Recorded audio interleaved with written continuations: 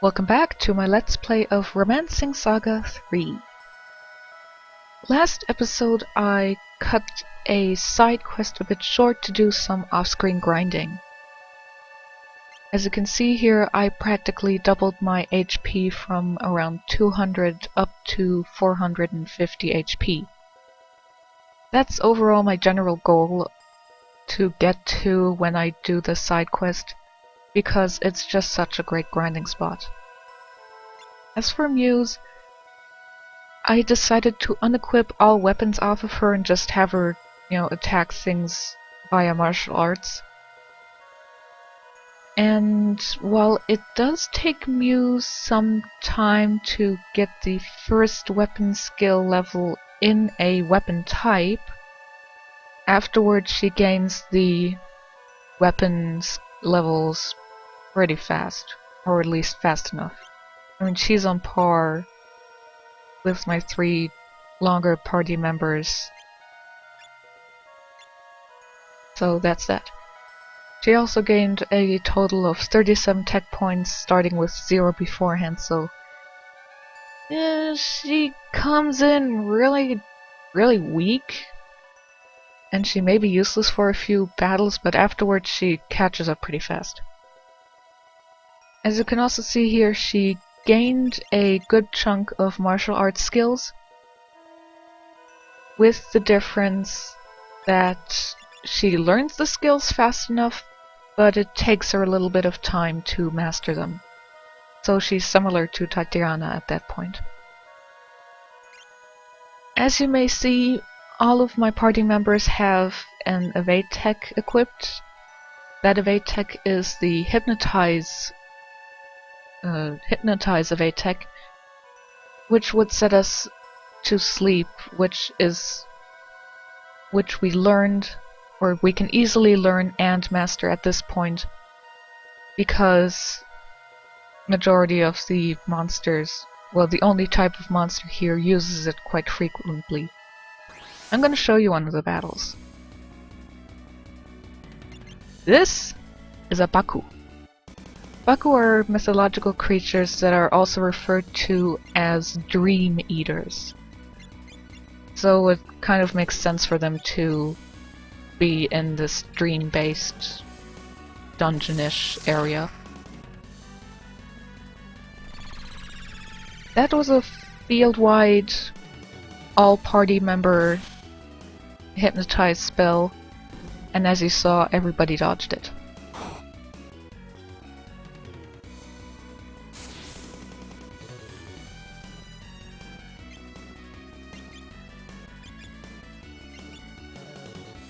Oh, the swing here is an inbuilt tech to the halberd that Charles has equipped right now. I didn't mention this before, but some weapons have a tech built into them that you unlock just simply by using the weapon eventually. This tech is then not listed under your tech skill list. It's just listed in your equipment as an inbuilt tech.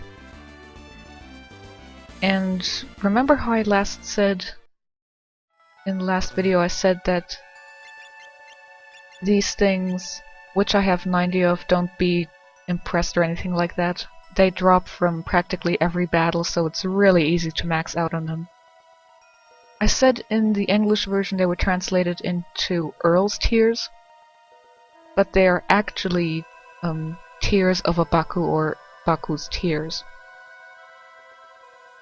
I don't know why they were translated into Earl's Tears. As I said, they act like a sort of inn. It maxes all your tech points, magic points, and any LP you may have lost.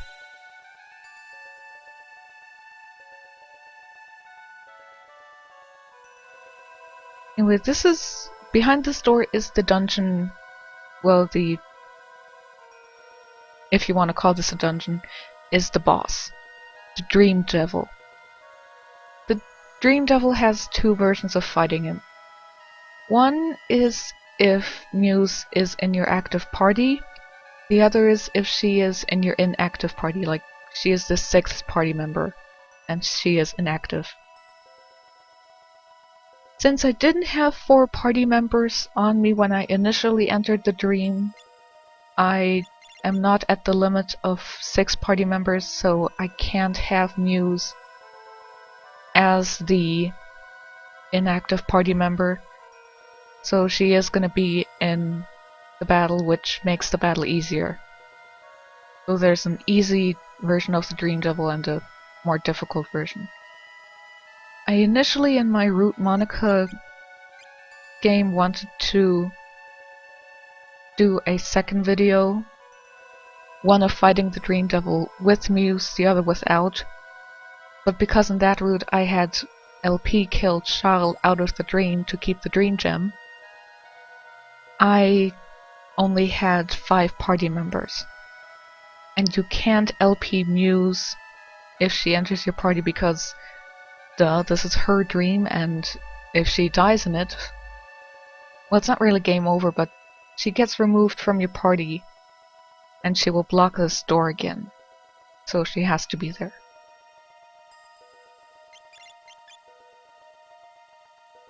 Oh, also I'm in the Whirlwind formation. I should have a formation called Phoenix Dance, which I should have gotten from Fulbright, but I guess the 5 seconds that he was in our party weren't enough to actually register, so I might have to get him into my party again just to see if I got the formation and then kick him out again. Yeah, I'm gonna keep this formation for the fight.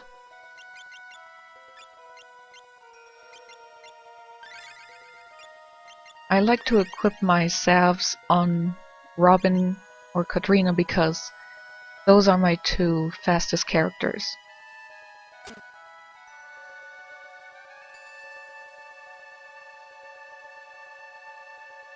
Who are you?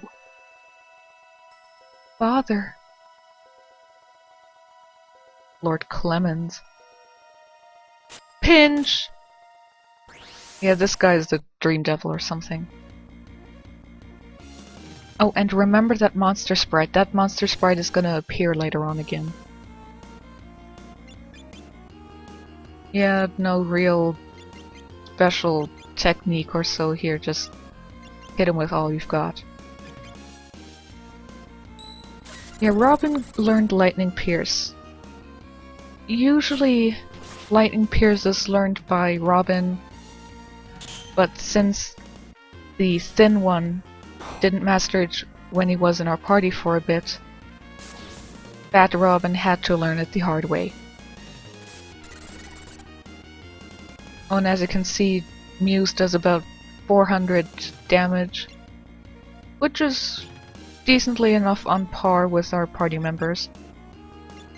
So if you do take yourself a little bit of time to fight her, level her, she becomes a decent enough fighter.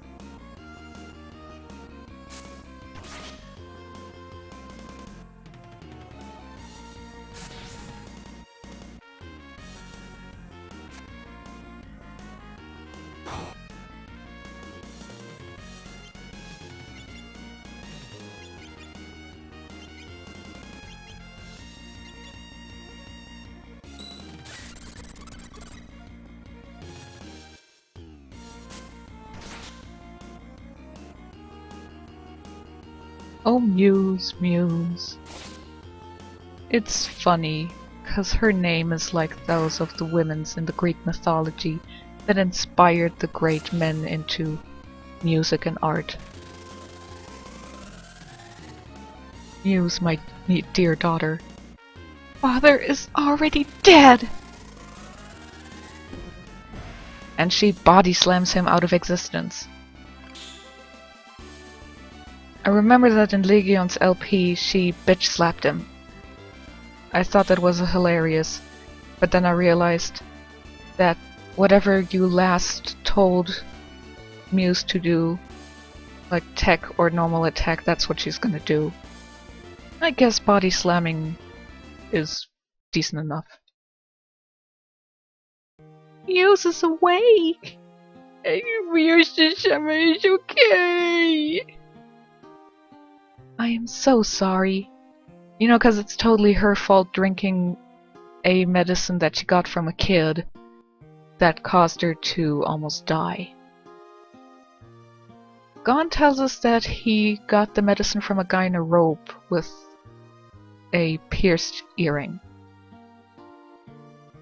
And Charles recognizes that description as to be from Maxim from the Ludwig church. Anyway, we are out of the dream, and certain items are going to disappear now.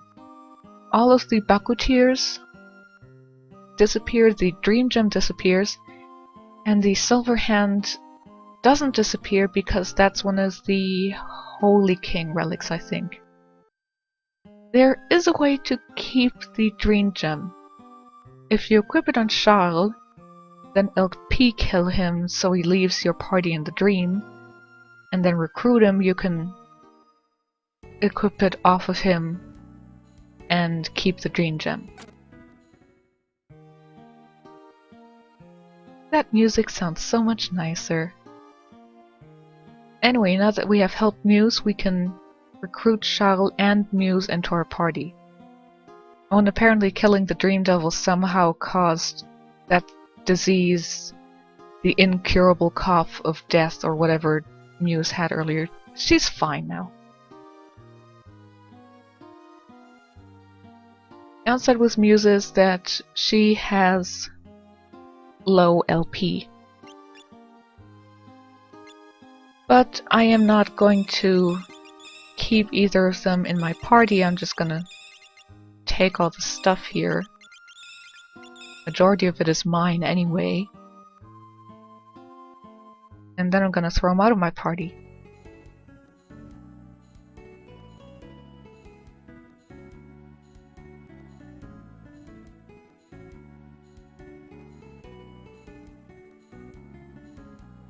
I like Katarina's town music.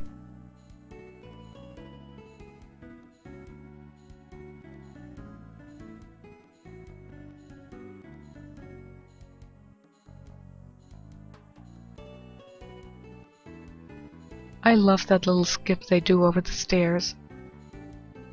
Boing! Anyway, since we did some grinding, we did more than enough monster battles to reach the required battles for the blacksmith to have finished whatever we ordered them to make. We can make a golden bat, which is a mace, and it has two built-in texts, the Midas hand and another one that I don't remember right now. But whatever, even if I'm not going to use it, I'm going to tell them to make the Falchion because I just want to get rid of it already. And they still can't make anything for me that doesn't require a fragment of something that I don't have. I told them to make a... not a victory. Whatever this was called in the English version. Whatever, it's... I forget if this is a one-handed or a two-handed sword. It's weaker than the Zweihander anyway, so I'm gonna keep it.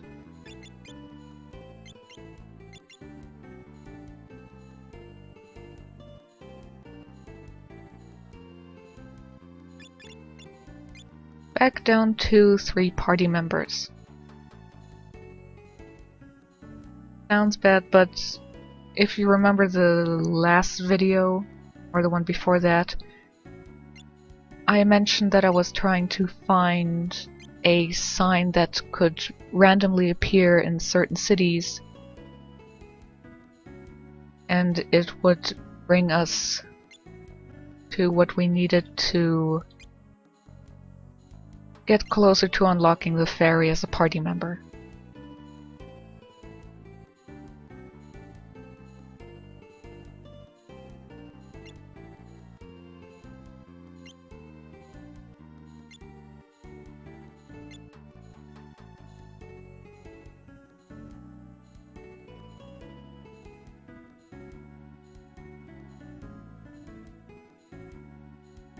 Yeah, still not done, I guess. Or at least still not available. Your NPCs, you don't have anything really important to say. Well, in this game they do, but overall it doesn't make much difference. Oops. I'm trying to think what all we could do. I guess we could go to Great Arch.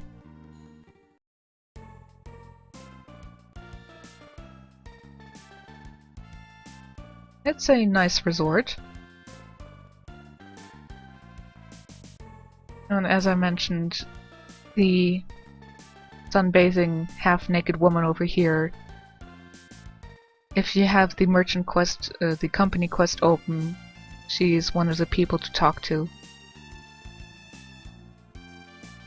This is also a guy with an important character design, meaning that he's a recruitable character. But I'm not gonna get him yet. So he can go bite himself. Well, since we were in Wilmington, let's grab Fulbright.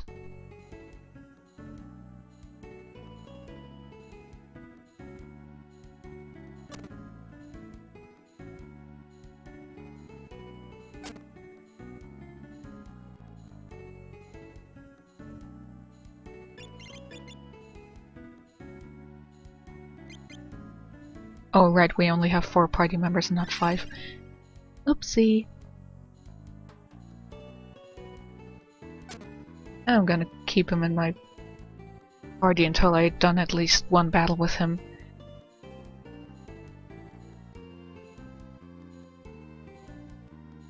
Yeah, this girl tells us that people for the company minigame agents can be someone unexpected, and as I said, she is one of the agents.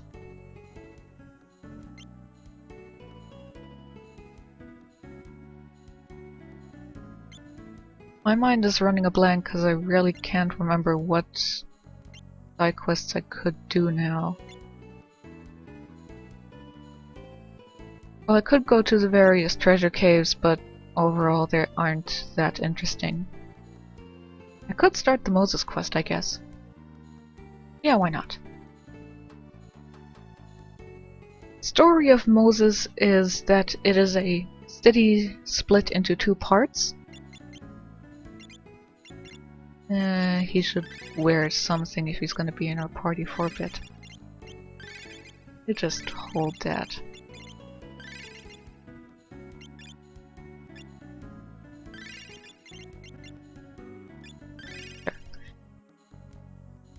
The northern part of the city is ruled by Undine, a water mage. Color yourself surprised. Oh, and apparently these are all pretty men. And the south side is led by a male magician called Volcano. You'll never guess what kind of magic he has. They don't like each other very much. I'd like to join your guild. They attack us. Overall, they shouldn't be too difficult. I don't know if these count as male or female monsters, but whatever. And I forgot that Fulbright has various earth magic already. Since it did about 900 damage, I'm guessing these are women, which is contradictory to what the NPCs tell us, that Undine's apprentices are all just very pretty men. If they all look like Sebastian from Black Butler, I agree. That would be very pretty.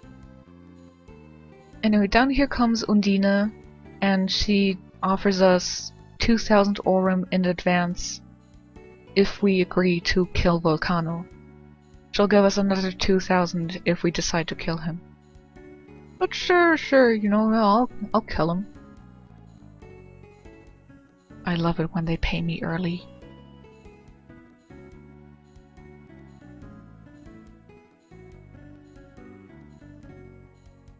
Let's go to the southern side.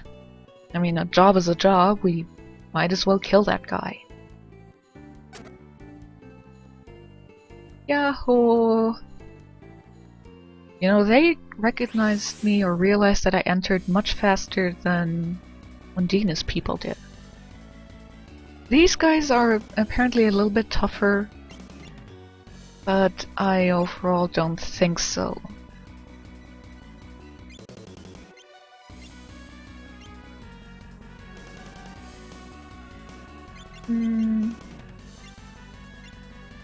I'm gonna use a spirit stone just so you see what it's like. That's a charm sand. That's a different... It's similar to a spirit stone. It's an item that is like a magic spell, but not really. And we didn't see, but this would hit the entire party. I mean, the entire field of enemy party. Whatever.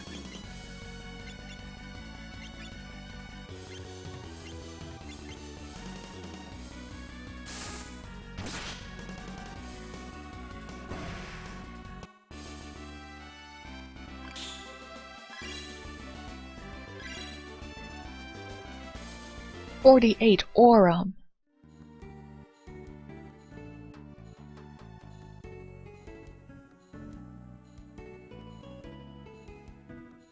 Anyway, Volcano will now ask us to go to the northern part and kill Undine for him. Again, he will give us 2,000 aurum in advance, and 2,000 again if we do it. But sure. Hehe, nobody knows that we are now a double agent. Anyway, if you want to do this quest, you can only actually kill off Volcano, because Undine is a recruitable member. Recruitable party member. Now we don't have to use the world map to go between the cities. We can just say, it's me, you know, move aside. Wonder what they're doing. Well, whatever. I'm sure it's nothing important.